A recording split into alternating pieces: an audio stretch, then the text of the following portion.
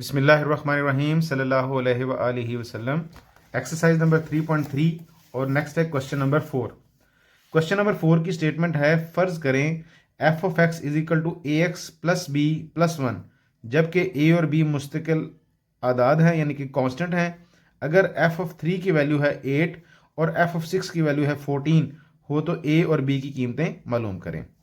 तो इंग्लिश में भी स्टेटमेंट को रीड आउट करते हैं।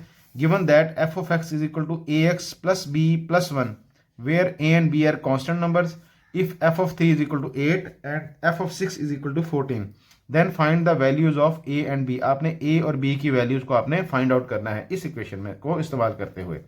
तो मैंने वैल्यूज को यहाँ पे पेपर पे राइट डाउन कर लिया है।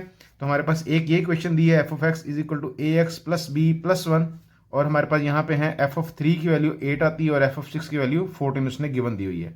तो हम क्या करेंगे, जैसे क्वेश्चन नंबर 3 के अंदर हमने जी ऑफ 0 या जी ऑफ 1 या जी ऑफ -3 इस तरह क्वेश्चन और एच ऑफ -1 या एच ऑफ 2 की वैल्यूज हमने इक्वेशन में पुट करने के बाद निकालनी है। इसी तरह सेम एफ ऑफ 3 यानी कि यहाँ पे जहाँ पे एक्स लिखा है वहाँ पे पहले हम 3 पुट करके उसका आंसर निकालेंगे, फिर इसी तरह हम 6 पुट करके आंसर निकालेंगे। तो सॉल्व करते हैं। सोल्यूशन हमारे पास है, इक्वेशन में दोबारा राइट डाउन कर रहा हूँ, f of x is equal to a x plus b plus one. तो सबसे पहले है f of 3 is equal to 8, तो आप लिखेंगे एफ ऑफ 3। तो जहां जहां पे भी x लिखा है वहां पे आप ए एक्स की जगह पे 3 पुट कर देंगे, a into 3 plus b plus one. अच्छा, अब यहाँ पे एफ ऑफ 3 की वैल्यू देखें, यहाँ पे गिवन उसने दी है कि एफ ऑफ 3 की वैल्यू 8 है। क्योंकि ये ए और बी अभी आपने मालूम करने हैं, तो यहाँ पे एफ ऑफ 3 की वैल्यू मैं यहाँ पे 8 पुट कर देता हूँ। यहाँ पे आएगा 3a plus b plus one. अब आप इसमें से जो ए और बी की वैल्यूज एक साइड पे रख लें, बाकी वैल्यूज दूसरी साइड पे ले जाएंगे। तो 3a plus b is equal to 8 minus one. ये वन इस साइड पे पॉजिटिव है, इस साइड पे आके माइनस हो जाएगा। तो मेरे पास यहाँ पे आंसर आएगा 3a plus b is equal to 7। इस इक्वेशन को मैं उलट करके भी लिख सकता हूँ, उसमें कोई इशू नहीं है, कोई अलामतें चेंज नहीं होगी। 3a जमा बी बराबर है 7। सिर्फ लिखने का अंदाज मैंने चेंज किया है कि ये 3a जमा बी 7 के बराबर है, तो मैंने 7 को दूसरी साइड पे लेके आ गया हूँ। इसी तरह जैसे आपने एफ ऑफ 3 की वैल्यू निकाली है और आपने एक इक्वेशन निकाली जिसको मैंने नंबर 1 कह दिया, अब एफ ऑफ 6 को वैल्यूज को भी पुट करेंगे। तो सेम इक्वेशन अगेन लिखूंगा जी, f of x is equal to a x plus b plus one.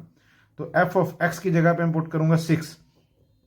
तो 6 को ए के साथ आगे मैं 6 एक्स की जगह पे 6 पुट कर दूंगा plus b plus one.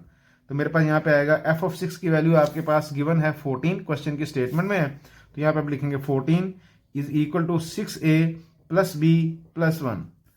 Same like जैसे पहले वाला हिस्सा हमने किया है, ए और बी वाली जो रकमें हैं वो एक साइड पे रख देंगे, जो a1 है कांस्टेंट है वो मैं दूसरी साइड पे ले जाऊंगा। तो ये 14 है, ये प्लस वन है, इस साइड पे आके -1 हो जाएगा। तो मेरे पास आएगा 6a प्लस बी।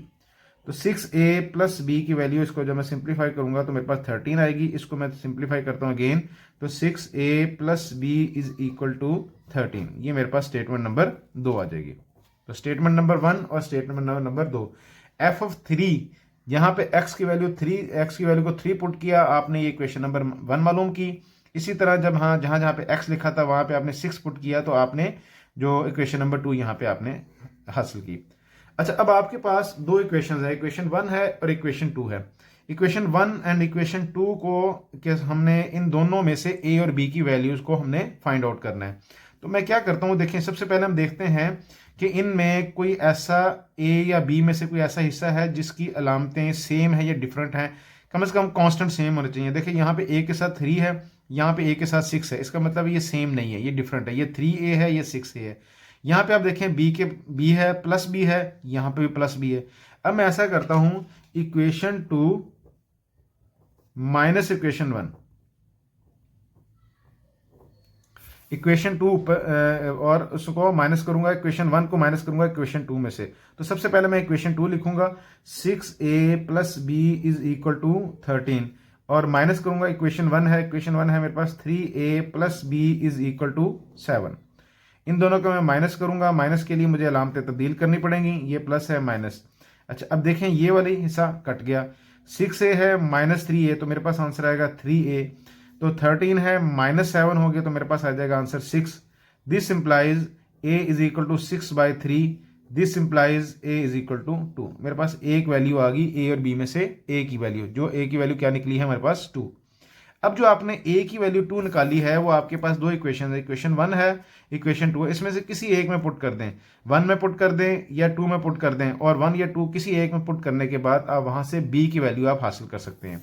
तो अब मैं put a is equal to 2 in equation number 1, equation 1 के अंदर मैं a की वैल्यू पुट करूंगा। तो इक्वेशन 1 को मैं लिख रहा हूं again 3a plus b is equal to 7, 3a की वैल्यू है मेरे पास 2 plus b is equal to 7, b इधर रहने देते हैं, ये प्लस 6 इज इक्वल टू 7, ये 6 प्लस का है, इक्वल के दूसरी साइड पे जाके b is equal to 7 minus 6 and b is equal to 7 minus 6, मेरे पास आंसर आया 1।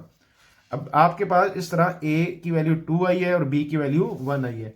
अब मैं यहाँ पे आपको पड़ताल करना ही बताता हूँ कि आपने चेक कैसे करना है कि जो आपका जो आंसर आया ये दुरुस्त है या गलत है। ये आपने ये वाला काम आपने एक साइड पे करना है, मतलब कि आपने इसको क्वेश्चन के अंदर नहीं है, ना क्वेश्चन के अंदर उसने डिमांड की है कि आप इसको चेक करें। ये सिर्फ आपकी सहूलत के लिए कि आपको आइडिया हो जाए कि आपका जो आंसर है वो आपने दुरुस्त निकाला है या गलत निकाला है। तो अगर हम ये सिर्फ 1, 2 से 3 लाइनों का काम कर लेते हैं तो उसमें हमें ये आइडिया हो जाएगा कि भी हमारा जो क्वेश्चन है वो बिल्कुल दुरुस्त है। मे भी शायद यहाँ पे प्लस माइनस करते हुए कोई तालिब इल्म किसी छोटी सी गलती कर जाए, आंसर चेंज हो जाता है। तो हम चेक करते हैं। ये रेड वाला जो मैं लिखने लगा हूँ ये पड़ताल है, ये सवाल का हिस्सा नहीं है, ये जस्ट आपने अपने तौर पे चेक करने के लिए। अब आपने दो वैल्यूज निकाली, a इज इक्वल टू 2 निकाली, b इज इक्वल टू 1 निकाली, ये आपने दो वैल्यूज निकाली। आपके पास दो इक्वेशंस थी, एक इक्वेशन 1 थी, एक इक्वेशन 2 थी। आप इक्वेशन 1 या इक्वेशन 2 किसी एक इक्वेशन को ले लें। तो मैं चले इक्वेशन 2 ले लेता हूं, 6a plus b is equal to 13। अब आपने क्या करना है, इसी रकम के अंदर a और b की वैल्यूज पुट करनी है, और जो हिस्सा लेफ्ट साइड पे वो लेफ्ट पे रहने देना है, जो राइट साइड पे है वो राइट पे रहने देना है। और आपने इसको देखना है, अगर दोनों साइड्स इक्वल आ जाती हैं तो इसका मतलब है हमारे जो a और b की वैल्यूज निकाली हैं वो दुरुस्त है। अगर दोनों साइड्स इक्वल नहीं आती तो इसका मतलब है हमारे सवाल में कहीं ना कहीं पे कोई प्लस या माइनस की कोई मिस्टेक हुई है। तो वैल्यूज को चेक करते हैं। 6a की वैल्यू आपने 2 निकाली थी, प्लस b की वैल्यू आपने 1 निकाली थी 13।